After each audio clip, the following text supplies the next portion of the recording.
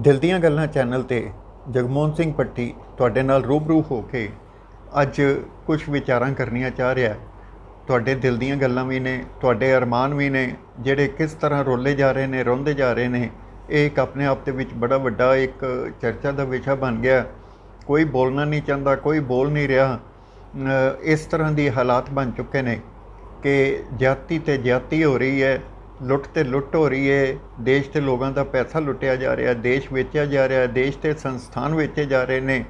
Rail ਗੱਡੀ ਤੋਂ ਲੱਗ ਕੇ ਅੱਜ ਤੁਸੀਂ 70 ਸਾਲਾਂ ਤੱਕ ਜਿੱਥੇ ਪਹੁੰਚੇ ਸੀ, ਜੇ ਇਹੀ 70 ਸਾਲ ਦਾ ਅਰਸਾ ਇਹਨਾਂ ਨੂੰ ਦਿੱਤਾ ਹੁੰਦਾ, ਜਿਹੜਾ ਇਹਨਾਂ 6 ਸਾਲ ਦੇ ਵਿੱਚ ਤੁਹਾਨੂੰ ਰੇਲ ਗੱਡੀ ਤੋਂ ਬੈਲ ਗੱਡੀ 'ਤੇ ਖੜਾ ਕਰ ਦਿੱਤਾ, ਤੇ ਇਹ ਕੁਛ ਸਵਾਲ ਜਿਹੜੇ ਨੇ ਮੇਰੇ ਮਨ ਵਿੱਚ ਆਏ ਨੇ ਕਿ ਇਹ ਅਜਿਹਾ ਕਿਉਂ ਹੋ ਰਿਹਾ ਕਿ ਇਹ ਸਾਡੇ ਆਪਣੇ ਲੋਕ ਜਿਹੜੇ ਨੇ ਉਹ ਰਾਜ ਕਰ ਰਹੇ ਨੇ, ਜਾਂ ਇੱਥੇ ਜਿਹੜੇ ਉਹ ਲੋਕ ਨੇ ਵਿਦੇਸ਼ੀ ਹੱਥਾਂ ਵਿੱਚ ਖੇਡ ਰਹੇ ਨੇ। ਇੱਕ ਬੜੀ ਚਰਚਾ ਸੁਣੀ ਦੀ ਸੀ, ਵਿਦੇਸ਼ੀ ਹੱਥ ਹੈ।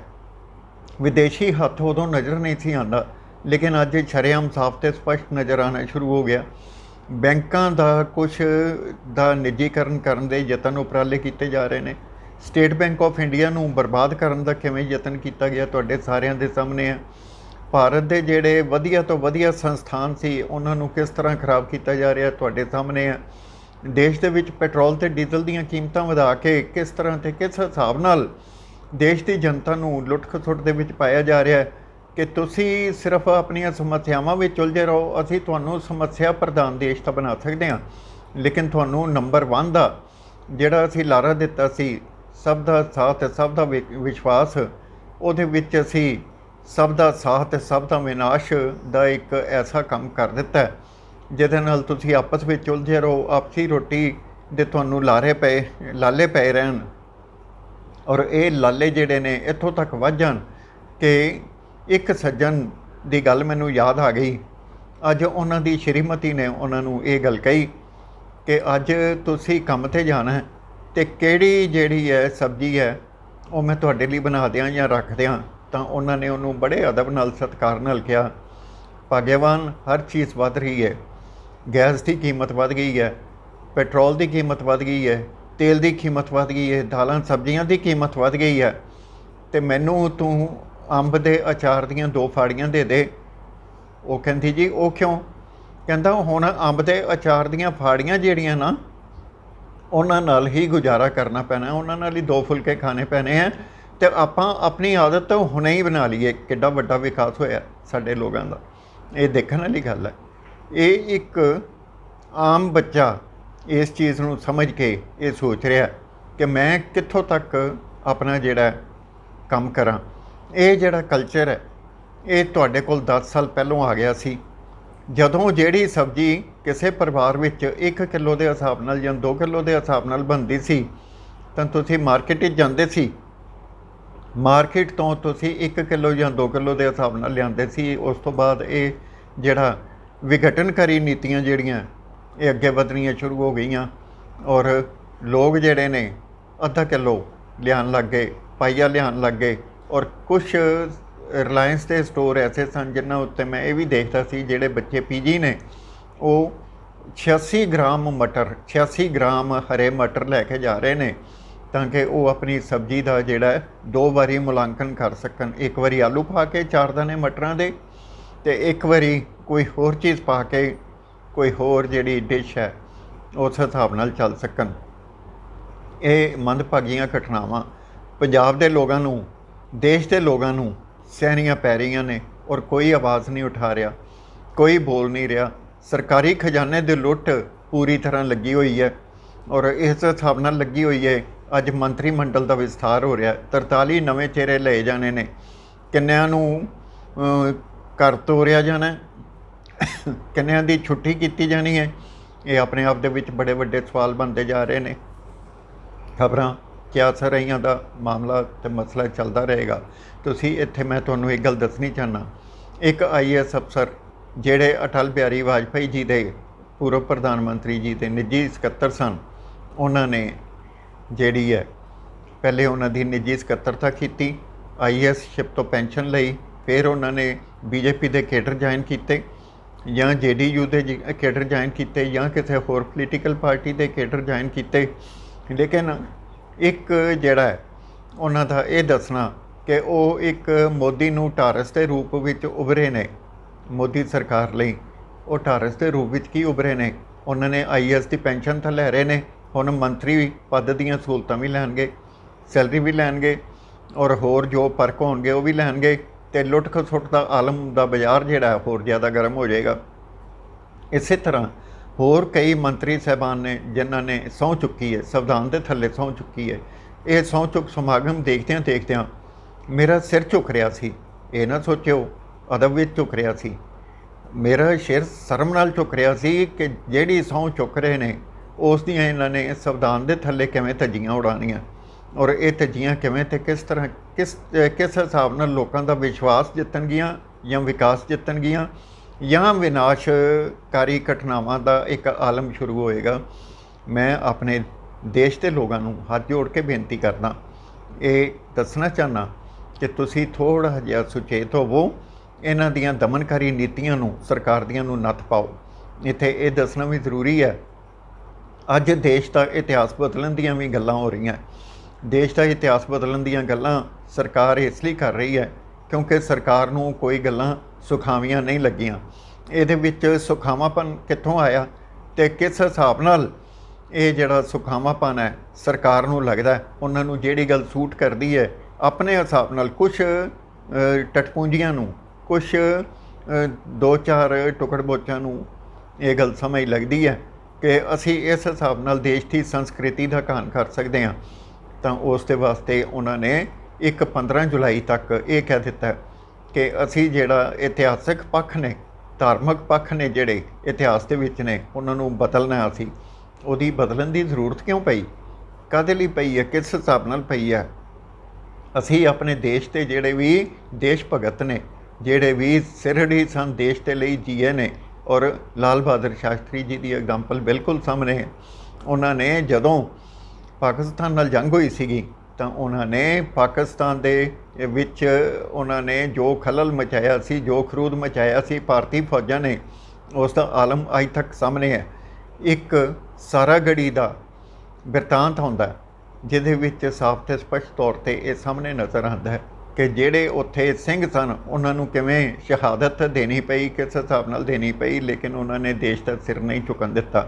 ਇੱਕ ਫੌਜੀ ਕਮਾਂਡਰ ਇੰਗਲੈਂਡ ਦਾ ਜਿਹੜਾ ਇਹ ਕਹਿ ਰਿਹਾ ਹੈ ਕਿ ਮੇਰੀ ਸੈਕਿੰਡ ਵਰਲਡ ਵਾਰ ਦੇ ਦੌਰਾਨ ਜਦੋਂ ਜਰਮਨਸ ਨੂੰ ਮੈਂ ਮਾਤ ਦੇ ਰਿਹਾ ਸੀ ਅਤੇ ਮੇਰੇ ਨਾਲ ਸਿੱਖ ਫੌਜ ਸੀਗੀ, ਉਸ ਸਿੱਖ ਫੌਜ ਨੇ ਜਿਸ ਹਿਸਾਬ ਨਾਲ ਦੇਸ਼ ਲਈ ਕੁਰਬਾਨੀ ਦਿੱਤੀ, ਦੇਸ਼ ਦਾ ਮਤਲਬ ਇਹ ਹੈ ਕਿ ਇੰਗਲੈਂਡ ਦਾ ਰਾਜ ਸੀਗਾ ਉਸ ਵੇਲੇ ਭਾਰਤ ਦੇਸ਼ ਦੇ ਉੱਤੇ, ਤਾਂ ਉਸ ਦੇਸ਼ ਦੀ ਗੱਲ ਕਰਦਾ ਉਹ, ਤਾਂ ਕਹਿੰਦਾ ਮੈਨੂੰ ਇਸ ਚੀਜ਼ ਨੇ ਪ੍ਰੇਰਨਾ ਦਿੱਤੀ। ਮੈਂ, ਮੇਰੀ ਧਰਮ ਪਤਨੀ ਅਤੇ ਮੇਰਾ ਜਿਹੜਾ ਬੱਚਾ ਸੀਗਾ, ਮੇਰੀ ਬੱਚੀ ਸੀਗੀ, ਉਹਨੇ ਸਿੱਖ ਧਰਮ ਜਿਹੜਾ ਧਾਰਨ ਕਰ ਲਿਆ ਸੀ, ਔਰ ਇਹਦੀਆਂ ਫੋਟੋਆਂ ਅੱਜ ਵੀ ਵਾਇਰਲ ਹੋਈਆਂ, ਸਾਰਾ ਕੁਝ ਹੋਈਆਂ।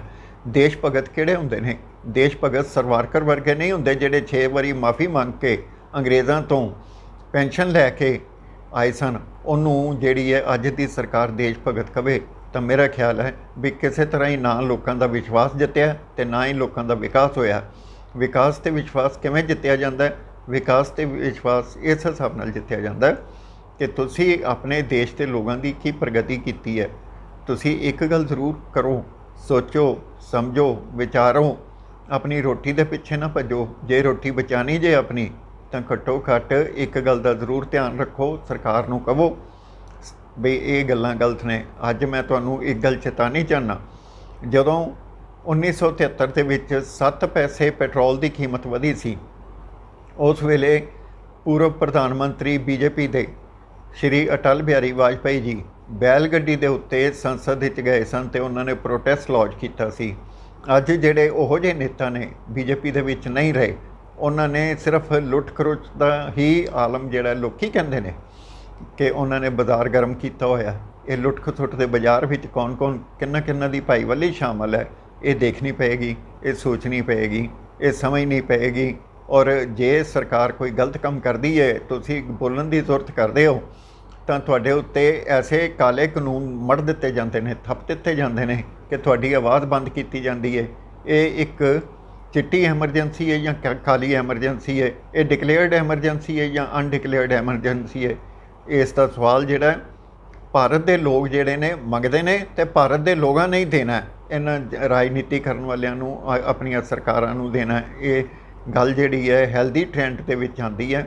ਹੈਲਦੀ ਟ੍ਰੈਂਡ ਜਿਹੜੇ ਨੇ, ਹੈਲਦੀ ਕ੍ਰਿਟਿਸਿਜ਼ਮ ਜਿਹੜਾ ਭਾਰਤ ਦੇ ਲੋਕ ਜਿਹੜੇ ਨੇ ਉਹ ਦੇ ਸਕਦੇ ਨੇ, ਔਰ ਇਹਦੇ ਉੱਤੇ ਮਾਨਯੋਗ ਸੁਪਰੀਮ ਕੋਰਟ ਨੇ ਬਾਰ-ਬਾਰ ਕਿਹਾ ਹੈਲਦੀ ਟ੍ਰੈਂਡ ਜਿਹੜਾ ਇਹ ਕਿਸੇ ਵੀ ਤਰ੍ਹਾਂ ਖਾੜਕੂ ਕਰਨ ਦਾ ਕਾਰਨ ਨਹੀਂ ਹੋ ਸਕਦਾ। ਅੱਜ ਦੇਖੋ ਤੁਸੀਂ ਪੰਜਾਬ ਦੇ ਵਿੱਚ ਜਿਹੜੇ ਗੈਂਗਸਟਰਸ ਦੇ ਨਾਮ ਨਹੀਂ ਸੁਣੇ ਗਏ, ਉਹਨਾਂ ਨੂੰ ਗੈਂਗਸਟਰ ਦੇ ਨਾਮ ਥੱਲੇ ਬਣਾ ਕੇ ਬੱਚਿਆਂ ਨੂੰ ਗੋਲੀ ਮਾਰ ਦਿੱਤੀ ਜਾਂਦੀ ਹੈ, ਝੂਠੇ ਮੁਕਾਬਲੇ ਬਣਾ ਕੇ ਮਾਰ ਦਿੱਤਾ ਜਾਂਦਾ ਹੈ।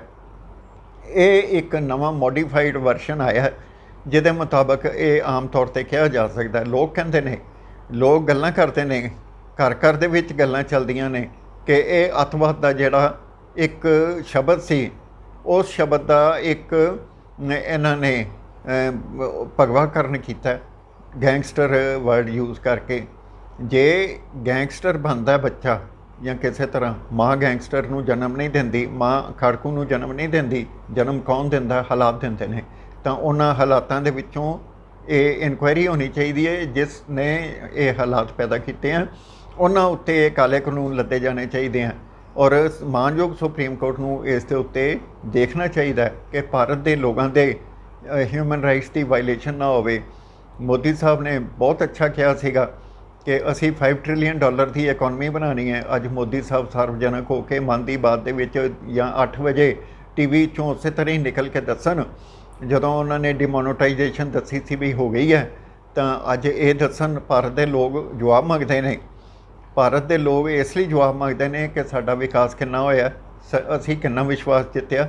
ਇਸ ਵਿਕਾਸ ਤੇ ਵਿਸ਼ਵਾਸ ਦੀ ਗੱਲ ਮਨ ਦੀ ਬਾਤ ਵਿੱਚ ਵੀ ਜੇ ਮੋਦੀ ਸਾਹਿਬ ਕਰ ਲੈਣ, ਮੇਰਾ ਖਿਆਲ ਹੈ ਇੱਕ ਬੜੀ ਵੱਡੀ ਗੱਲ ਹੋਏਗੀ। ਜੇ ਅੱਜ 43 ਨਵੇਂ ਮੰਤਰੀ ਬਣੇ ਨੇ ਤਾਂ ਉਹ ਜਿਹੜਾ ਜਮਘਟ ਹੈ ਉਹ ਕਿਵੇਂ ਤੇ ਕਿਸ ਹਿਸਾਬ ਨਾਲ ਆਇਆ, ਇਹ ਗੱਲਾਂ ਕਿਵੇਂ ਤੇ ਕਿੱਥੋਂ ਨਿਕਲੀਆਂ ਤੇ ਕਿੱਥੋਂ ਕਿਸ ਨਾਲ ਗੰਢ ਤੁੱਪ ਕੀਤੀ ਗਈ ਹੈ, ਇਹ ਇੱਕ ਆਪਣੇ ਆਪ ਦੇ ਵਿੱਚ ਬੜਾ ਵੱਡਾ ਵਿਚਾਰ ਬਣਦਾ ਜਾ ਰਿਹਾ। ਲੋਕ ਪੁੱਛਦੇ ਨੇ, ਲੇਕਿਨ ਮੋਦੀ ਸਾਹਿਬ ਕੋਲ ਮਨ ਦੀ ਬਾਤ ਉਹੀ ਹੋਣੀ ਹੈ ਜਿਹੜੀ ਉਹਨਾਂ ਦੇ ਥਿੰਕ ਟੈਂਕ ਨੇ ਕਰਨੀ ਹੈ, ਜਿਹੜੀ ਉਹਨਾਂ ਨੇ ਦਿਸ਼ਾ ਨਿਰਦੇਸ਼ ਦੇਣੇ ਨੇ। ਮੋਦੀ ਸਾਹਿਬ ਬਹੁਤ ਚੰਗੇ ਨੇ, ਔਰ ਜਿਹੜਾ ਉਹਨਾਂ ਦਾ ਥਿੰਕ ਟੈਂਕ ਹੈ, ਜਿਹੜੇ ਉਹਨਾਂ ਦਾ ਆਲਾ ਦੁਆਲਾ ਹੈ, ਉਹਨਾਂ ਨੇ ਉਹਨਾਂ ਦੀ ਸੋਚਣ ਸ਼ਕਤੀ ਨੂੰ ਹੀ ਖੋਲ੍ਹਿਆ। ਜੇ ਮੈਂ ਇਹ ਕਹਾਂ ਤਾਂ ਇਹਦੇ ਵਿੱਚ ਕੋਈ ਗਲਤ ਗੱਲ ਨਹੀਂ। ਇਹਦੇ ਨਾਲ ਮੈਂ ਇੰਨਾ ਕਹਿੰਦਾ ਹੋਇਆ ਤੁਹਾਨੂੰ ਇੱਕ ਗੱਲ ਜ਼ਰੂਰ ਕਹਾਂਗਾ, ਜਿਹੜੀਆਂ 2 ਕਰੋੜ ਨੌਕਰੀਆਂ ਦਾ ਲਾਰਾ ਲਾਇਆ ਗਿਆ ਸੀ ਉਹ ਖਤਮ ਹੋ ਗਿਆ।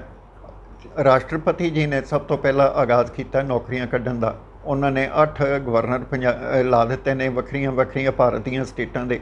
ਫਿਰ ਮੁੱਖ ਮੰਤਰੀ ਹਰਿਆਣਾ ਨੇ, ਜਿੰਨੇ ਰਿਟਾਇਰਡ ਬਿਊਰੋਕਰੇਟ ਸੀਗੇ ਜਾਂ ਆਫਿਸਰ ਸੀਗੇ ਜਾਂ ਕਿਸੇ ਤਰ੍ਹਾਂ ਵੀ ਸੀਗੇ, ਜਿਹੜੇ ਬਲੂ ਆਈਡ ਉਹਨਾਂ ਦੇ ਕਹੇ ਜਾ ਸਕਦੇ ਨੇ, ਜਾਂ ਨਾਗਪੁਰ ਤੋਂ ਜਿਹੜੇ ਉਹਨਾਂ ਨੂੰ ਨਿਰਦੇਸ਼ ਆਏ ਨੇ, ਜਾਂ BJP ਹੈੱਡਕੁਆਟਰਸ ਤੋਂ ਉਹਨਾਂ ਨੂੰ ਨਿਰਦੇਸ਼ ਆਏ ਨੇ, ਉਹਨਾਂ ਨੂੰ ਚੇਅਰਮੈਨ ਜਾਂ ਹੋਰ ਜਿਹੜੀਆਂ ਅਸਾਮੀਆਂ ਉਹਨਾਂ ਉੱਤੇ ਸੁਸ਼ੋਭਿਤ ਕਰਕੇ ਸਨਮਾਨਿਤ ਕੀਤਾ ਜਾ ਰਿਹਾ। ਔਰ ਉਹਨਾਂ ਨੇ ਵੀ ਤਾਏ ਦੀ ਧੀ ਚੱਲੀ ਮੈਂ ਕਿਉਂ ਰਾਂ ਇਕੱਲੀ, ਉਸ ਮੁਤਾਬਕ ਉਹਨਾਂ ਨੇ ਵੀ ਹਰਿਆਣਾ ਦੇ ਯੁਵਕ ਤੇ ਯੁਵਤੀਆਂ ਦਾ ਹੱਕਾਂ ਦਾ, ਅਸਾਮੀਆਂ ਦਾ, ਰੁਜ਼ਗਾਰ ਦਾ ਕਾਣ ਕਰਕੇ ਉਹਨਾਂ ਲੋਕਾਂ ਨੂੰ 20-20 ਲੱਖ ਰੁਪਏ ਦੀਆਂ ਕਾਰਾਂ ਦੇਣ ਦੇ ਨਿਰਦੇਸ਼ ਫਰਮਾ ਦਿੱਤੇ ਨੇ। ਇਸ ਗੱਲ ਨੂੰ ਮੈਂ ਆਪਣੇ ਲੋਕਾਂ ਲਈ ਚੈਲੰਜ ਕੀਤਾ ਔਰ ਹਰਿਆਣਾ ਸਰਕਾਰ ਨੂੰ ਇਸ ਦੇ ਉੱਤੇ ਨੋਟਿਸ ਜਾਰੀ ਕਰ ਦਿੱਤਾ ਵੀ ਇਹ ਕੰਮ ਨਾ ਕਰੋ। ਤੁਸੀਂ ਦੇਸ਼ ਦੇ ਲੋਕਾਂ ਨਾਲ, ਦੇਸ਼ ਦੇ ਯੁਵਾ ਰੁਜ਼ਗਾਰ ਨਾਲ ਇਸ ਤਰ੍ਹਾਂ ਦਾ ਖਿਲਵਾੜ ਨਾ ਕਰੋ। ਪੰਜਾਬ ਦੇ ਜਿਹੜੇ ਮੁੱਖ ਮੰਤਰੀ ਨੇ, ਘੱਟ ਉਹਨਾਂ ਨੇ ਵੀ ਨਹੀਂ ਗੁਜ਼ਾਰੀ। ਉਹ ਆਪਣੀ ਉਹਨਾਂ ਦੀ ਨੌਕਰੀ, ਜਿਹੜੀ ਪੱਕੀ ਨੌਕਰੀ ਸੀ CM ਦੀ 5 ਸਾਲ ਦੀ, ਉਹ ਕੱਚੀ ਹੁੰਦੀ ਨਜ਼ਰ ਆ ਰਹੀ ਹੈ। ਇਹ ਕਿਵੇਂ ਕੱਚੀ ਹੁੰਦੀ ਨਜ਼ਰ ਆ ਰਹੀ ਹੈ, ਇਹ ਤੁਹਾਡੇ ਸਾਹਮਣੇ ਹੈ। ਇਸ ਤਰ੍ਹਾਂ ਦੀਆਂ ਹੋਰ ਕਈ ਉਦਾਹਰਨਾਂ ਚੱਲ ਰਹੀਆਂ ਨੇ ਸਾਹਮਣੇ, ਜਿਨ੍ਹਾਂ ਦੇ ਮੁਤਾਬਕ ਮੈਂ ਇਹ ਦੇਸ਼ ਦੇ ਲੋਕਾਂ ਨੂੰ, ਦੇਸ਼ ਦੇ ਲੋਕਾਂ ਦੀ ਅਖੰਡਤਾ ਦੀ ਖਾਤਰ, ਏਕਤਾ ਦੀ ਖਾਤਰ ਇਹ ਬੇਨਤੀ ਕਰਦਾ ਕਿ ਤੁਸੀਂ ਇਸ ਚੀਜ਼ ਨੂੰ ਸੋਚ ਲਓ, ਵਿਚਾਰ ਲਓ, ਸਮਝ ਲਓ। ਦੇਸ਼ ਦਾ ਭਵਿੱਖ ਕਿੱਥੇ ਹੈ? ਅੱਜ ਦੇਸ਼ ਦਾ ਜਿੰਨਾ ਵੀ ਇੰਟੈਲੀਜੈਂਸ਼ੀਆ ਯੂਥ ਹੈ, ਟੈਕਨੀਸ਼ੀਅਨ ਨੇ, ਉਹ ਵਿਦੇਸ਼ਾਂ ਦਾ ਰੁਖ ਕਰ ਰਹੇ ਨੇ। ਅਸੀਂ $5 ਟ੍ਰਿਲੀਅਨ ਦੀ ਇਕੋਨਮੀ ਜਿਹੜੀ ਮੋਦੀ ਸਾਹਿਬ ਦਾ ਸੁਪਨਾ ਸੀ, ਉਹਨੂੰ ਕਿਵੇਂ ਪੂਰਾ ਕਰਾਂਗੇ? ਕਿ ਮੋਦੀ ਸਾਹਿਬ ਇਸ ਚੀਜ਼ ਨੂੰ ਸਾਰਵਜਨਿਕ ਕਰਨ ਦਾ ਯਤਨ ਕਰਨਗੇ। ਉਹ ਇਹ ਦੱਸਣਗੇ ਕਿ ਕੀ ਉਪਰਾਲੇ ਕੀਤੇ, ਦੇਸ਼ ਦਾ ਪੈਸਾ ਕਿਵੇਂ ਕਿਸ ਹਿਸਾਬ ਨਾਲ ਬਾਹਰ ਜਾ ਰਿਹਾ ਵਿਦੇਸ਼ਾਂ ਵਿੱਚ, ਉਸ ਪੈਸੇ ਨੂੰ ਕਿਵੇਂ ਰੋਕਿਆ ਜਾ ਸਕਦਾ ਹੈ। ਜਦੋਂ ਇੱਕ ਬੱਚਾ ਬਾਹਰ ਜਾਏਗਾ, ਵਿਦੇਸ਼ ਜਾਏਗਾ, ਜਾਂ ਉਹਦੇ ਮਾਂ-ਪਿਓ ਅਖੀਰ ਤੇ ਜਾਇਦਾਦ ਵੇਚ ਕੇ ਇੱਥੋਂ ਬਾਹਰ ਚਲੇ ਜਾਣਗੇ, ਤਾਂ ਇਸ ਸਾਰੇ ਕਾਸੇ ਲਈ ਕੌਣ ਜ਼ਿੰਮੇਵਾਰ ਹੋਏਗਾ? ਇਹ ਕਾਲੇ ਕਾਨੂੰਨ, ਕਾਲੀ ਸਰਕਾਰ, ਜਾਂ ਕੌਣ? ਇਹ ਤੁਹਾਡੇ ਲਈ ਇੱਕ ਬੜਾ ਵੱਡਾ ਵਿਚਾਰ ਹੈ। ਇਹ ਤੁਹਾਨੂੰ ਮੈਂ ਪੁੱਛਦਾ, ਤੁਸੀਂ ਆਪਣੇ ਵਿਚਾਰ ਦੇਣਾ, ਆਪਣੀ ਜਿਹੜੀ ਇਹ ਗੱਲ ਕਹਿਣਾ, ਮੇਰੀ ਗੱਲ ਠੀਕ ਹੈ ਇਸ ਨੂੰ ਸ਼ੇਅਰ ਕਰਨਾ, ਮੇਰੀ ਗੱਲ ਠੀਕ ਹੈ ਇਸ ਨੂੰ ਸਬਸਕ੍ਰਾਈਬ ਕਰਨਾ, ਮੇਰੀ ਗੱਲ ਠੀਕ ਹੈ ਤੁਹਾਡੇ ਦੇਸ਼ ਹਿੱਤ ਦੇ ਵਿੱਚ ਹੈ, ਤੁਹਾਡੇ ਵਿਸ਼ਵਾਸ ਦੀ ਖਾਤਰ ਹੈ, ਦੇਸ਼ ਦੀ ਏਕਤਾ ਅਖੰਡਤਾ ਦੀ ਖਾਤਰ ਹੈ, ਤਾਂ ਇਸ ਨੂੰ ਜ਼ਰੂਰ ਵੱਧ ਤੋਂ ਵੱਧ ਸ਼ੇਅਰ ਕਰਿਓ। ਇੰਨਾ ਕਹਿੰਦਾ ਹੋਇਆ ਮੈਂ ਤੁਹਾਡੇ ਤੋਂ ਅੱਜ ਛੁੱਟੀ ਲੈਣਾ।